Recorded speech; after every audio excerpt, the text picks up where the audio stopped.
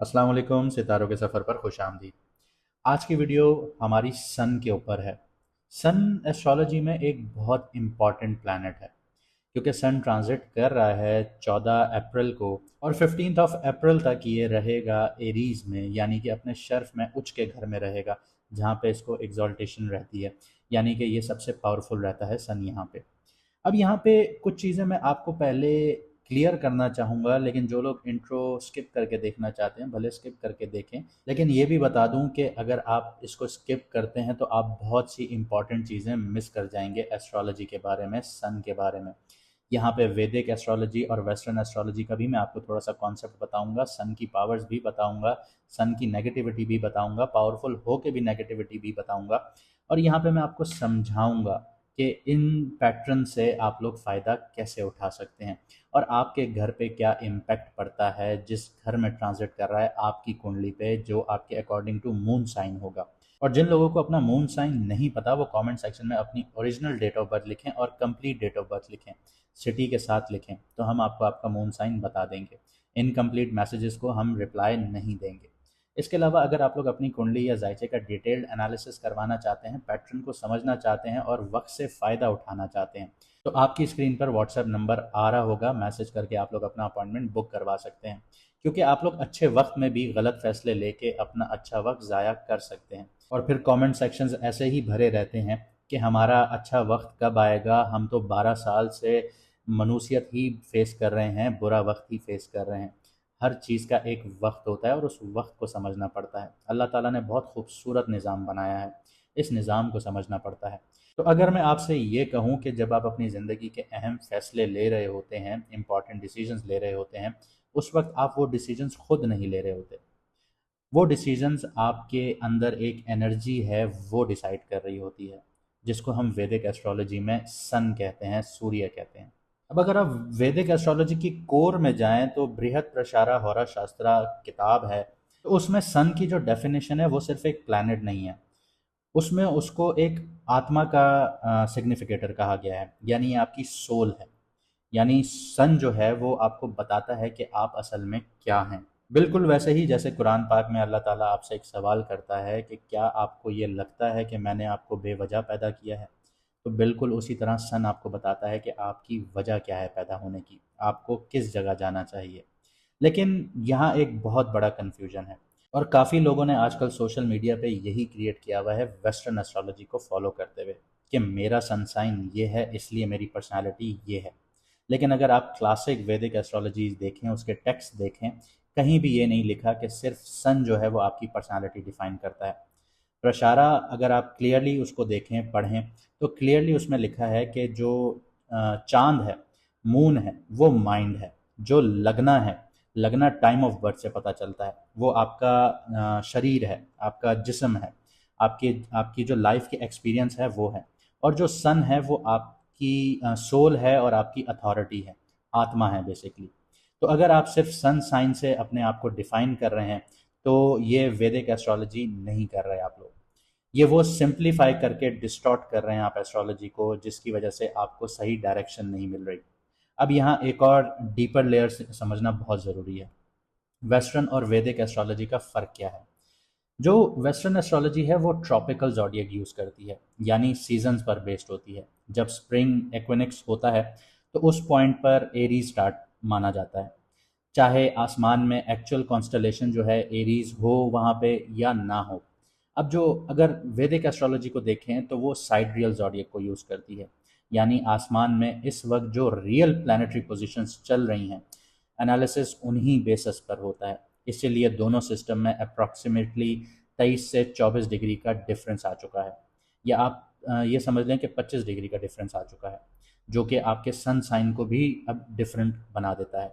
यानी अगर कोई ये कहे कि मैं जनवरी में पैदा हुआ हूँ तो मेरा जो सन साइन है वो कैप्रिकॉन या एक्वेरियस है, तो ऐसा नहीं है। अब सन जो है वो शिफ्ट हो चुका है, क्योंकि जो हमारी ज़मीन है वो रेवोल्यूशंस भी कर रही है और रोटेशंस भी कर रही है। इसी तरह सन भी रेवोल्यूशन कर रहा है। जी हाँ, काफ़ी लोगों को ये समझ में नहीं आएगा कि सन किसके इर्द गिर्द घूम रहा है, क्योंकि रोटेशन का मतलब है कि एक जगह पे खड़े होकर गोल घूमना, और रेवोल्यूशन का मतलब है किसी चीज़ के इर्द गिर्द घूमना। अब दुनिया का तो समझ में आता है, कि वो सन के इर्द गिर्द घूम रही है। लेकिन अगर आप सन को देखें तो वो मिल्की वे गैलेक्सी के बीच में घूम रहा है, तो वो उसको रेवोल्यूशन कर रहा है कि वो उसके बीच में रहने की उसमें कोशिश कर रहा है। तो अगर आप इसको गूगल करें तो आपको ये समझ में आ जाएगी चीज़ कि रेवोल्यूशन और रोटेशन में फ़र्क क्या है, और सन रेवोल्यूशन कर रहा है या नहीं कर रहा। क्योंकि सन की जो स्पीड है वो 8,28,000 किलोमीटर पर आवर के हिसाब से वो रेवोल्यूशन कर रहा है। और ये एक बहुत बड़ी वजह है जिसकी वजह से प्रेडिक्शंस में गैप आ जाता है, और आप इसका खुद प्रूफ भी देख सकते हैं। आज अगर आप किसी वेस्टर्न एस्ट्रोलॉजर की वीडियो देखेंगे तो वो कहेगा सैटर्न जो है वो एरीज में है और अब ये होगा। लेकिन वैदिक एस्ट्रोलॉजर्स को जब आप फॉलो करेंगे या उसके कैलकुलेशंस को देखेंगे तो एक्चुअल जो है सैटर्न जो है वो पाइसिस में ट्रांजिट कर चुका है। और अगर आप हमारे पुराने सब्सक्राइबर हैं तो आपने 29 मई 2025 को सैटर्न की सीरीज देखी होगी, जिसमें हमने बताया था कि सैटर्न जो है वो पाइसिस में ट्रांजिट कर रहा है। और जो हमने उसमें प्रिडिक्शंस दी थी कि आने वाले हालात आपके लिए कैसे होंगे, अगर आपने नहीं देखी तो डिस्क्रिप्शन में आपको लिंक मिल जाएगा। हमने उसमें बताया था हर घर से रिलेटेड आपके ऊपर क्या इश्यूज आ सकते हैं और कैसे आपने टैकल करने हैं। अब ऑनेस्टली आप अपनी लाइफ को देखिएगा और क्या फेज़ आया आपकी ज़िंदगी में, वेस्टर्न एस्ट्रोलॉजर से भी कंपेयर कर लीजिएगा और हमारी प्रिडिक्शन से भी कर लीजिएगा, और किसी और वैदिक एस्ट्रोलॉजर से भी आप इसको कंपेयर कर लीजिएगा। अगर आया है तो आपको खुद समझ आ जाना चाहिए कि आप कौन सा सिस्टम ऑब्जर्व कर रहे हैं और किसकी ऑब्जर्वेशन पर आप अपनी ज़िंदगी को आगे बढ़ाना चाहते हैं, और कौन सा सिस्टम जो है वो सीजनल अप्रॉक्सीमेशंस पर चल रहा है। उम्मीद करता हूँ कि आपके कॉन्सेप्ट यहाँ पे क्लियर हुए होंगे सन को लेके और वैदिक और वेस्टर्न एस्ट्रोलॉजी को लेके। अगर नहीं है तो आप गूगल पर फिर भी इसको सर्च कर सकते हैं और कमेंट सेक्शन में हमें ज़रूर इस पर बताइएगा। अब आते हैं वापस सन पर, क्योंकि ये सिर्फ एस्ट्रोनॉमी की डिबेट नहीं थी, ये आपकी आइडेंटिटी का मैटर था। पिछले कुछ हफ्तों से सन जो था वो पाइसेस में था, एक वाटर एलिमेंट ज़ोडिएक में था। और जो बीपीएचएस के प्रिंसिपल्स हैं, यानी बृहद प्रशारा होरा शास्त्र के प्रिंसिपल्स हैं, उनके मुताबिक, अच्छा ये जो मैं आपको रेफरेंस दे रहा हूँ ये वैदिक एस्ट्रोलॉजी का सबसे बेसिक बुक है जिसको कोर माना जाता है वैदिक एस्ट्रोलॉजी का। इसके प्रिंसिपल्स अगर आपको नहीं पता तो आप एस्ट्रोलॉजी कभी भी नहीं सीख सकते। तो जो सन है वो जब भी वाटर एलिमेंट वाली ज़ोडिएक में आता है, बुर्ज में आता है या राशि में आता है, तो जो उसकी फायर है वो यहाँ पे डाइल्यूट हो जाती है। रिजल्ट उसमें आपने क्या देखे, डिसीजन मेकिंग बहुत ज़्यादा वीक देखी, आइडेंटिटी ब्लर देखी, कॉन्फिडेंस जो है वो फ्लक्चुएट होते हुए देखे, और सबसे इम्पॉर्टेंट बात यह है कि जो आप लोगों की अपनी सेल्फ वर्थ है उस पर बहुत ज़्यादा डाउट होना शुरू हुआ। अगर इस फेज़ में सैटर्न का जो इन्फ्लुएंस आ जाए बीच में, तो जो वैदिक एस्ट्रोलॉजीज के कॉन्सेप्ट्स हैं उनके मुताबिक एक अथॉरिटी कॉन्फ्लिक्ट यहाँ पे क्रिएट होता है, जिसकी वजह से आपने अपनी लाइफ में चलते हुए ये चीज़ें देखी कि जो टेंशन्स हैं, जो ईरान इसराइल और यूएसए की वॉर है उसमें कोई कमी नहीं आ रही, दिन ब दिन टेंशन्स बढ़ रही हैं। और साथ ही साथ अगर मैं ये बात करूं कि सजिटेरियस को उठा के देखें, कि डोनाल्ड ट्रंप को आप उठा के देखें क्योंकि वो सजिटेरियस हैं, और करंट प्लानिटरी पोजीशन के हिसाब से उनके फोर्थ हाउस में सन बैठा हुआ था। और फोर्थ हाउस क्या होता है? फोर्थ हाउस आपका घर होता है। तो मैंने आपको, जब अंगारक दोष बन रहा था और चांद ग्रहण की वीडियो थी, तो मैंने आपको बता दिया था 26 फरवरी को आप लोग अचानक प्रोटेस्ट देखेंगे। तो यहाँ पे फोर्थ हाउस डैमेज हुआ डोनाल्ड ट्रंप का, प्रेसिडेंट ऑफ अमेरिका का। तो आपने उसके खिलाफ लोगों का मजमा देखा, आप लोगों ने प्रोटेस्ट देखे, उसके खिलाफ देखे, क्योंकि उसका घर जो था, यानी ये आपके घर का सुकून है, वो बर्बाद हो गया रह गया क्योंकि वो ढैया में है। इसी के साथ आपने अपनी रियल लाइफ में क्या देखा? जिनका 10th हाउस डैमेज था उन्होंने अपने बॉस के साथ टेंशन्स देखी, फादर के साथ डिस्टेंस देखी, अपनी कैपेबिलिटीज़ पर शक करना शुरू किया होगा, मेहनत ज़्यादा कर रहे होंगे, रिकग्निशन नहीं मिल रही होगी। ये इमेजिनेशन नहीं थी, ये जो प्लानिटरी पोजीशंस थी उनकी इंटरेक्शंस थी, कंजंक्शंस थी। लेकिन अब जैसे मैंने आपको बताया कि सन जो है वो 14 अप्रैल को ट्रांजिट कर रहा है एरीज में, यानी फायरी एलिमेंट राशि में वापस आ रहा है, ज़ोडिएक में वापस आ रहा है, बुर्ज में वापस आ रहा है। और ये इसकी शर्फ वाली पोजीशन है, या आप ये कह लें उच्च की पोजीशन होगी। ये अपनी हाईएस्ट डायरेक्शनल स्ट्रेंथ की तरफ जा रहा है। यहाँ सन अपनी फुल अथॉरिटी में आएगा, यहाँ पे क्लैरिटी भी मिलेगी, डिसीजंस पावर भी मिलेंगी, लीडरशिप भी मिलेगी, सब एक्टिवेट होगा। लेकिन एक चीज़ जो लोग नहीं समझेंगे वो ये कि जो बेसिक प्रिंसिपल्स हैं वैदिक एस्ट्रोलॉजी के, वो यहाँ पे आपको वार्न भी करते हैं, आपको एहतियात बरतने को भी कहते हैं। वो ये कहते हैं कि ये जो स्ट्रॉन्ग पोजीशन होती है ये हमेशा पॉजिटिव नहीं होती। अगर सन ओवर पावर्ड हो जाए, यानी उसको बहुत ज़्यादा पावर मिल जाए, तो वो आपको ईगो भी देता है, डोमिनेंस भी देता है, और मैं ही सब कुछ जानता हूँ वाली सोच देता है। जब आपके हर रिश्ते में ये सोच आ जाए कि मैं ही सब जानता हूँ, तो अगला बंदा अपने आप को सप्रेस समझता है और वो आपसे ला ताल्लुकी करना शुरू करता है, आपसे डिस्टेंस करना शुरू करता है। ये एक ओवर पावर्ड सन की निशानी है।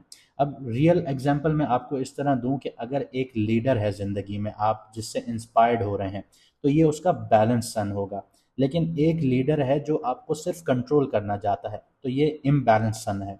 दोनों स्ट्रांग हैं लेकिन रिजल्ट अलग अलग है। और एरीज में जो सन का बिहेवियर है वो प्योर आग जैसा होता है, सीधा, तेज, एक्शन ओरिएंटेड। ये रुकता नहीं है, इसलिए ये आपको उठा भी सकता है, और अगर अवेयरनेस आपको ना हो कि आपने फैसले कैसे लेने हैं, तो ये आपको फ़ौरन गिरा भी सकता है। तो अब जो फेज़ आ रहा है वो सिर्फ एक ट्रांजिट नहीं है, ये एक टेस्ट है। क्या आप अपनी आइडेंटिटी को कॉन्शियसली बिल्ड कर सकते हैं, या सिर्फ ईगो के थ्रू रिएक्ट करेंगे? और आखिर में एक बात जो आपको याद रखनी है कि वैदिक एस्ट्रोलॉजी में सन इम्पॉर्टेंट ज़रूर है, लेकिन वो आपकी पूरी ज़िंदगी नहीं है। अगर आप सच में अपनी लाइफ समझना चाहते हैं तो आपको पूरा चार्ट देखना पड़ेगा, सिर्फ एक साइन नहीं। क्योंकि सन का असली काम ये नहीं है कि वो आपको सिर्फ ऊंचाइयों की तरफ लेकर चला जाए। आप ऊंचाइयों की तरफ चले तो जाएंगे, लेकिन बाद में फिर बहुत मुश्किलात आपको देखने को मिलेंगी। सन का जो असली काम है वो आपको सच दिखाना है, आपको उस पाथ पे लेके जाना है जिसके लिए आप इस दुनिया में आए। और जब वो सच सामने आता है तो तब सबसे पहले जो गिरता है वो आपका ईगो होता है, और उसके बाद आपकी असली ज़िंदगी की शुरुआत होती है। तो अब समझते हैं कि जो सन का ट्रांजिट है वो आपकी कुंडली या जायचे में किस घर में हो रहा है, तो वो आपको क्या इम्पैक्ट देगा। तो अगर आपका मून साइन या लगना जो है एक्वेरियस है, यानी कि कुंभ राशि है, यानी कि बुर्ज है, तो जो सन है वो ट्रांजिट कर रहा है आपके थर्ड हाउस में, और ये आपका लॉर्ड जो है, जिस घर का लॉर्ड है, वो है आपका सेवन्थ हाउस। तो यहाँ पे जो घर एक्टिवेट हो जाते हैं वो रिलेशनशिप, पार्टनरशिप्स, आपके एफर्ट्स, कम्युनिकेशन, हिम्मत, ये सारी चीज़ें एक्टिवेट हो जाती हैं। इसका मतलब है कि आपको खुद इनिशिएटिव लेने, कम्युनिकेशन आपकी स्ट्रांग होनी चाहिए, सेल्फ ड्रिवन अप्रोच होनी चाहिए। तो इसका इम्पैक्ट आपके करियर, जॉब और बिजनेस पर कैसे आता है उसको पहले समझते हैं। तो पैटर्न की बात करें तो सबसे पहले आप सेल्फ मेड प्रोग्रेस की तरफ जाएंगे। कम्युनिकेशन बेस्ड करियर्स होंगे तो उनमें आपको फ़ायदा होगा, जैसे मीडिया हो गई, मार्केटिंग हो गई, राइटिंग्स हो गई, सेल्स हो गई, यहाँ पे अब आप लोगों को फ़ायदा होगा। और अगर मैं ये कहूँ कि आप खुद इस टाइम पीरियड में अपने लिए अपॉर्चुनिटीज़ क्रिएट करेंगे तो ये बिल्कुल गलत नहीं होगा। रिस्क लेना आपको आना चाहिए यहाँ पे, अपनी हिम्मत से आपको ग्रो होना चाहिए यहाँ पे, क्योंकि सन यहाँ पे आपको इन्हीं चीज़ों से रिलेटेड आगे फ़ायदा देगा। लेकिन यहाँ पे ये चीज़ याद रखिएगा कि नाइन्थ हाउस जो है उस पर सातवीं नज़र जारी है, तो आपके बिलीफ का कॉन्फ्लिक्ट आएगा। अथॉरिटी या मेंटोर से आप लोगों के डिसएग्रीमेंट्स देखने को मिलेंगे, फादर से आपके डिसएग्रीमेंट्स देखने को मिलेंगे, तो इस चीज़ पर आपने एहतियात करना है। तो जो लोग जॉब में हैं, इनिशिएटिव्स आप लोगों के बहुत स्ट्रांग होंगे, लेकिन सीनियर्स के साथ आपके क्लैश हो सकते हैं, चाहे वो आपके मेंटोर हों, आपके बॉसेज हों, आपके फादर हों, आपके कोई भी ऐसी फिगर हो जो आपको गाइडेंस दे रही हो। इसके अलावा बिजनेस की बात करें तो सेल्फ ड्रिवन आपकी सक्सेस बहुत ज़्यादा होगी, रिस्क टेकिंग एबिलिटी जो है वो बहुत ज़्यादा बढ़ेगी। लेकिन डायरेक्शन कभी कभी कन्फ्यूजन का शिकार हो सकती है आपकी, तो इस चीज़ में आपने कन्फ्यूज़ नहीं होना, अपनी डायरेक्शन को लेकर बहुत सिंपल और बहुत क्लियर रहना है। आगे बढ़ते हैं, आपकी रिलेशनशिप, मैरिज और सिंगल्स की बात करते हैं। यहाँ पे रिलेशनशिप के डायनामिक्स बहुत ज़्यादा यूनिक है, क्योंकि आपका जो सन है वो सेवन्थ हाउस का लॉर्ड है और तीसरे घर में बैठा है, तो रिलेशनशिप जो है वो एफर्ट बेस्ड हो जाती हैं। तो नाइन्थ हाउस पे भी जो एस्पेक्ट जारी है वो बिलीफ डिफरेंसेस लेकर आएगी बीच में। तो पैटर्न यहाँ पे ये बनेगा कि कम्युनिकेशन बहुत स्ट्रांग होगी, लेकिन आर्ग्यूमेंट्स भी उतने ही स्ट्रांग होंगे। पार्टनर से आइडियोलॉजिकली आप लोग बहुत डिफरेंसेस का शिकार हो सकते हैं। तो जो लोग शादीशुदा हैं उनमें बहसबाजी देखने को मिलेगी, कौन सही है, ये वाला इशू बहुत ज़्यादा आएगा कि मैं सही हूँ अपने अकीदे को लेके, अपने बिलीफ्स को लेके, अपनी चीज़ों को लेके, तुम सही नहीं हो, तुम इन चीज़ों को सही करो। तो ये सारी चीज़ें आपको देखने को मिलेंगी। रिस्पेक्ट वर्सेस ईगो कॉन्फ्लिक्ट आ जाएगा यहाँ पे, तो इन चीज़ों को आपने टैकल करना है। सिंगल्स की बात करें तो अट्रैक्शन थ्रू आपके कम्युनिकेशन मिलेगी आप लोगों को, लेकिन लॉन्ग टर्म कंपैटिबिलिटी के इश्यूज आ सकते हैं आप लोगों के लिए। तो इस चीज़ पर आपने काम करना है कि आप जिस पार्टनर को भी चुन रहे हैं तो पूरी रिसर्च के साथ उनके साथ अच्छी कम्युनिकेशन करके आपको यहाँ पे पार्टनर मिल सकता है। अब यहाँ पे एक रूट कॉज भी है कि एफर्ट्स तो होंगे आप लोगों के, लेकिन अलाइनमेंट मिसिंग होगी। तो इस चीज़ को आपने समझना है कि आपने अपने पार्टनर के साथ अलाइनमेंट रखनी है। तो अगर आप ये चीज़ समझ गए तो आपके एफर्ट्स आपको यहाँ पे पॉजिटिव रिजल्ट्स दे जाएंगे। अब आगे बात करते हैं आपकी हेल्थ के ऊपर। तो हेल्थ पे इम्पैक्ट आता है, ओवर एक्सर्शंस आती है, नर्वस सिस्टम आता है, आपका शोल्डर आते हैं, आपके बाजू आ जाते हैं, मेंटल कॉन्फ्लिक्ट आ जाता है, बिलीफ स्ट्रेस आ जाता है। तो यहाँ पे रेस्टलेसनेस का शिकार होंगे, एंजाइटी होगी, एनर्जी इंबैलेंस होगी, नर्वस सिस्टम से रिलेटेड इश्यूज आ सकते हैं, हाथ बाजू में दर्द, ये सारी चीज़ें उठ सकती हैं आप लोगों के। इसके अलावा जो सन है जब भी वो ट्रांजिट करता है तो कुछ बैलेंस एक्सप्रेशंस देता है और कुछ इम्बैलेंस एक्सप्रेशंस देता है। जो बैलेंस एक्सप्रेशन आपके लिए इस दफ़ा होंगे वो आपकी हिम्मत होगी, आपका सेल्फ मेड होना होगा, आपका स्ट्रॉन्ग कम्युनिकेशंस होंगे, आपकी इंडिपेंडेंट थिंकिंग होगी। ये सारी चीज़ें एक बैलेंस एक्सप्रेशंस में चलेंगी। लेकिन जो इम्बैलेंस होंगी उनको आपने बैलेंस खुद करना है। वो ये होगा कि आप बहुत ज़्यादा आर्ग्यूमेंटेटिव हो जाएंगे, तो आपने बहुत ज़्यादा बहसबाजी नहीं करनी, हर मुद्दे को उठाना नहीं है आपने। छोड़ दीजिए, जो बहस कर रहा है उसको बहस करने दीजिए, आप अपने काम से काम रखें। ईगो क्लैशेस की तरफ नहीं जाना है आप लोगों ने। ईगो क्लैशेस हो सकते हैं वहाँ पे, अगर आप लोग गलत हैं, गलत को गलत तस्लीम करके आप लोग माफ़ी मांग के आगे बढ़ें। ये खुदा ताला को बहुत ज़्यादा पसंद है। अगर आप इस चीज़ को समझ जाएं कि खुदा ताला को ईगो नहीं पसंद, उस चीज़ को अना नहीं पसंद, क्योंकि अना सिर्फ मेरे रब को पसंद है, अना मेरे रब के लिए है, क्योंकि वो ज़ात ऐसी है। हमारी कोई औकात नहीं है, हम किस चीज़ का ईगो रखें। हमने मर जाना है, ख़त्म हो जाना है, हमने चले जाना है, हमारे लिए पीछे कोई बच के फातिहा भी नहीं करेगा। तो आप ईगो किस चीज़ की, बस माफ़ कीजिए, आगे बढ़िए। तो ये चीज़ आपको बैलेंस करनी है। डायरेक्शनल आपको कन्फ्यूजन का शिकार हो सकते हैं आप लोग। यहाँ पे आपको समझना होगा कि आप जिस पाथ पे जा रहे हैं क्या वो आपके लिए आया सही है या नहीं है। इस चीज़ का आप शिकार हो सकते हैं, तो इस चीज़ पर आपने बहुत क्लैरिटी रखनी है। और एफर्ट्स आप कर रहे हैं, बहुत अच्छी बात है। ओवर एफर्ट्स किसी चीज़ के लिए नहीं करने। एफर्ट्स बहुत अच्छी बात है। अब ये इस चीज़ में बहुत लोग कहेंगे कि हम कैसे समझें कि एफर्ट्स हम सही कर रहे हैं या नहीं कर रहे, तो इसका आपको जवाब आपके रिजल्ट्स मिलने पर होना शुरू हो जाएगा। जहाँ पे आपके ओवर एफर्ट्स हो रहे होंगे और लोग आपको साइडलाइन करना शुरू हो जाएंगे, तो समझ जाइएगा कि आप ओवर एफर्ट कर रहे हैं। और जहाँ पे आपको रिजल्ट्स मिल रहे हैं उससे ज़्यादा आप करना शुरू हो जाएंगे, तो वहाँ पे आप समझ जाइएगा कि आप ओवर एफर्ट्स कर रहे हैं। अगर आप यहाँ तक आ ही गए हैं तो मुझे उम्मीद है कि आप लोगों ने बहुत कुछ सीखा होगा सन के बारे में और इसके ट्रांजिट के बारे में, और ये ट्रांजिट आपके लिए कैसे काम करे। अगर ऐसा है तो कमेंट सेक्शन में अपनी राय ज़रूर दीजिएगा। हमसे काउंटर क्वेश्चंस भी ज़रूर किया कीजिए। और अगर आपको वीडियो अच्छी लगी तो लाइक शेयर ज़रूर कीजिएगा, चैनल को सब्सक्राइब कीजिएगा और बेल आइकन ज़रूर दबा लीजिएगा। मुझे दीजिए यहाँ से इजाज़त, मिलते हैं अगली वीडियो में सितारों के सफ़र पर।